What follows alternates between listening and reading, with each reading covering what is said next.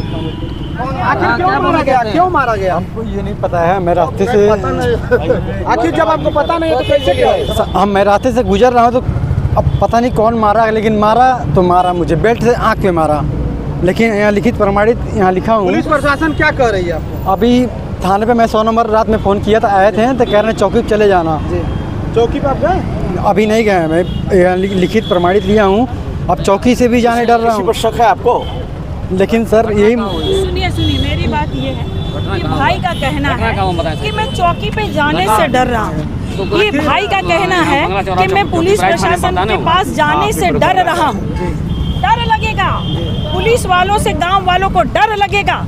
ये हो गया है, ये राजतंत्र ये स्थापित करना चाह रहे हैं, ये लोकतंत्र खत्म है। जहाँ पुलिस वाले लिखे रहते हैं कि सदैव सेवा के लिए तत्पर, वहाँ भाई कह रहा है कि मुझे पुलिस चौकी में जाने से डर लग रहा है।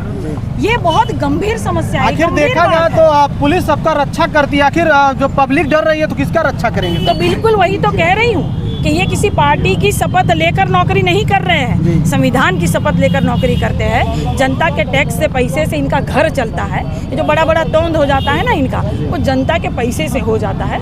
जनता के सेवे के लिए तत्पर इनको खड़ा रहना चाहिए। मेरा भाई कह रहा है कि मुझे पुलिस चौकी में जाने से डर लग रहा है। ये बहुत गंभीर समस्या है। ये शर्मनाक बात है उत्तर प्रदेश की पुलिस के लिए भी और सरकार के लिए भी शर्मनाक बात है कि जहां लोग पुलिस प्रशासन से डर रहे हैं क्योंकि ये ऐसा काम कर रहा है। जो लोग अपनी आवाज़ उठा रहे हैं, जो हक अधिकार अपना समझते हुए कह रहे हैं कि हम वोट यहाँ नहीं वहाँ देंगे, वहाँ पुलिस चौकी से बुलावा आ जा रहा है। मेरे भाई बताइए, मैं पत्रकार महोदय आप लोगों से निवेदन करना चाहती हूँ कि गांव-गांव जाइए और सर्वे कीजिए कि आप कहाँ वोट देंगे, कहाँ वोट नहीं देंगे, इस बार क्या चाह रहे, इस बार क्या सोच रहे। ये आपका भी हक अधिकार है। कल को बताइए पत्रकार महोदय आप लोगों को डराया जाएगा, फोन फान हो जाएगा, हो ही जाता है। कितने पत्रकारों को फोन आ जाता है, पत्रकारों की नौकरी खा जाते हैं ये लोग। धमकी आ जाती है कि आप लोग काहे इस तरह से आवाज़ उठा रहे हैं, क्यों ज़मीनी हकीकत दिखा रहे हैं। ये सारी चीज़ें हैं मेरे भाई पत्रकार महोदय, बात को समझिए। इस वीडियो को ज़्यादा से ज़्यादा शेयर कीजिए, लोगों तक पहुंचाइए कि किस तरह से उत्तर प्रदेश की शासन प्रशासन जो है वो एकदम अत्याचारी हो गई है। उत्तर प्रदेश की शासन प्रशासन में हक अधिकार मारे जा रहे हैं और बड़ी मात्रा में, भारी मात्रा में परिवर्तन कीजिए और साइकिल का ही बटन दबाइए।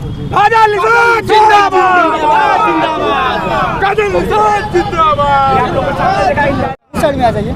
हमको थाने क्या जरूरत पड़ गई आपको थाने पे आना पड़ा? ऐसा है कि सड़क ना जाम करिएगा। आप जैसे पत्रकार जो भाई है उनका मैं धन्यवाद करती हूँ कि आप सब ग्राउंड रिपोर्ट लेने के लिए गांव-गांव जाकर पूछते हैं कि भैया किसको वोट देंगे। लोकसभा की जो है चुनाव चल रहा है, सामने भाजपा का प्रत्याशी है, यहाँ से काजल निषाद है, किसको वोट देंगे। गाँव वाले बेचारे जो है भारतीय जनता पार्टी से परेशान है। भाई किसी की भी जमीन जाएगी, किसी का घर जाएगा, रोजगार जाएगा, नौकरियाँ नहीं मिली, शिक्षा नहीं मिली और तो पूरी तरह से महंगाई चरम सीमा पर है। तो हर कोई कहेगा कि हम समाजवादी को वोट देंगे, भाई हम काजल निषाद को वोट देंगे।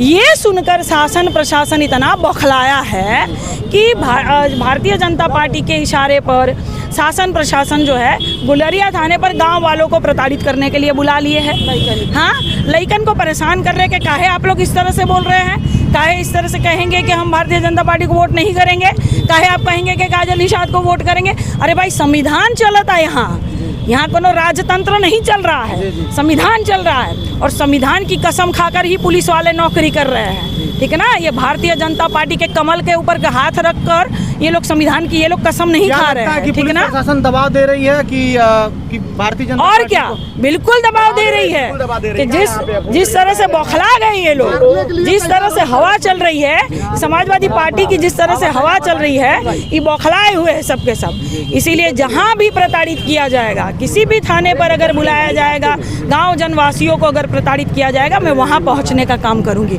इसीलिए यहाँ मौजूद हूँ मैं। देखा जाता है कि इस समय चुनाव चल रहा है, चुनाव का माहौल है, काफी क्षेत्र में आप भ्रमण कर रही हैं। देखा जाए तो क्या आपको आश्वासन मिल रहा है क्षेत्रवासियों के? अरे बिल्कुल, इसीलिए तो वायरल हो रहा है वीडियो के गांव-गांव में ये पोस्टर लगा दिए गए हैं कि भाजपा नेताओं का आना वर्जित है, भारतीय जनता पार्टी ने काम नहीं किया है तो नहीं आएंगे। अच्छा, गाँव वासियों ने ये भी कहा कि अगर भारतीय जनता पार्टी के नेता हमें मुआवजा दे दे तो हम वहाँ वोट करेंगे। क्या गलत कहा उन्होंने? भाई जो काम करेंगे वहाँ वोट करेंगे। पर ये लोग बौखलाए हुए हैं कि समाजवादी पार्टी की हवा चल रही है, काजल निषाद की हवा चल रही है, और इस तरह से हम लोग जो है सबसे ज़्यादा भारी से भारी मात्रा में अंगूठा दबाएंगे साइकिल वाले बटन को। तो शासन प्रशासन बौखलाया हुआ है ना, ऊपर से आदेश आता है बेचारों को। हाँ, पगार तो इनको जनता के टैक्स से मिलता है और जनता को प्रताड़ित करने के लिए बैठे हुए हैं थाने पर, एसी थाना रखवा रहे हैं। इनका बड़ा बड़ा तोंद हो जाता है, बड़ा बड़ा पेट हो जाता है। कहाँ से हो जाता है? किसी पुलिस वाले को में प्रशासन काम कर रही है, भाजपा के दबाव तो काहे बुलाया गुलरिया थाने पर लोगों को? काहे प्रताड़ित करने के लिए बुलाया? लोग अपनी मर्जी से बोलेंगे, संविधान है, हक अधिकार दिया है, बाबा साहब ने हमें हक अधिकार दिया है बोलने का, बात रखने का। गांव वाले स्वेच्छा से अपनी बात रखेंगे, काहे नहीं रखेंगे भाई? आज़ाद देश में हम गुलाम है? हाँ, संविधान से देश चलेगा, राजतंत्र नहीं चल रहा है अभी भी। देखा जाए तो कुछ लोग जो बाईपास इस वक्त निकल रहा है उस पर लेके धरना, उनको उचित मुआवजा नहीं मिल रहा है, क्या कुछ कहिएगा? इसीलिए तो परेशान है, उचित मुआवजा नहीं मिल रहा है। चौड़ीकरण के नाम पर ये लोग रोड तोड़ दे रहे, दुकानें तोड़ दे रहे, घर तोड़ दे रहे, उचित मुआवजा नहीं, इनकी ज़मीनें छीने जा रही है। कहाँ जाएंगे ये लोग?